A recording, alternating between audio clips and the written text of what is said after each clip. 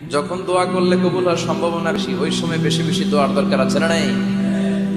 আপনারা জানবেন হয়তো কাবা ঘরের 4টা কর্নার আছে, এর মধ্যে একটা কর্নারের নাম হচ্ছে রুকনুল হাজারিল আসওয়াদ, ব্ল্যাক স্টোন কর্নার।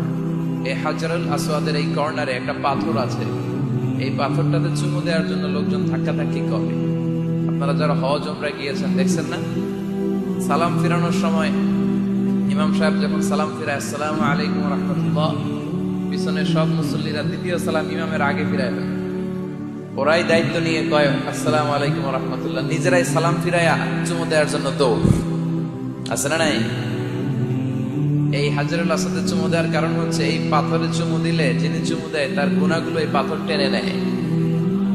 এই হাজারুল আসওয়াদ পাথর আপনার পক্ষে সাক্ষী দিবে, এটাকে আল্লাহ ঠোঁট দিবে, মুখ দিবে, চোখ দিবে, আর আল্লাহর সামনে দাঁড়িয়ে কিয়ামতের দিন বলবে, আল্লাহ তোমার এই বান্দা তার 2 ঠোঁট দিয়ে আমাকে চুমু দিয়েছিল, এর জান্নাত না দেওয়া পর্যন্ত আমি এই পথকে ছাড়বো না।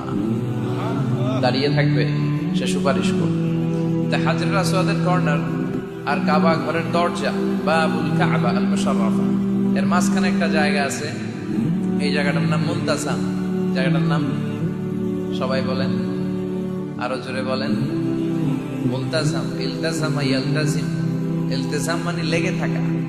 তো এই জায়গাটাতে লেগে থেকে দোয়া চাওয়া, দোয়া করাটা সুন্নাহ। আপনার শরীর লাগিয়ে, হাত লাগিয়ে, গাল লাগিয়ে সাহাবারা এটা করতেন। এই জায়গায় লেগে থাকতেন, এই জায়গাটায় হাত লাগিয়ে, বুক লাগিয়ে দোয়া করা সুন্নাহ। আর এই মুলতাসামে দাঁড়িয়ে হাত লাগিয়ে, বুক লাগিয়ে দোয়া করলে এই দোয়া আল্লাহ ফিরিয়ে দেয়। এই দোয়াটা কবুল করে নেয় কে? কিন্তু এই মুলতাজামে তো সহজে জায়গা পাওয়া যায় না। লক্ষ লক্ষ হাজী সাহেব, মুআতামিরুন, উমরাকারীরা ধাক্কাধাক্কি করে ওই জায়গায়। তো এক ইমাম সাহেব অনেক ধাক্কাধাক্কির পরে এই মুলতাজামে যে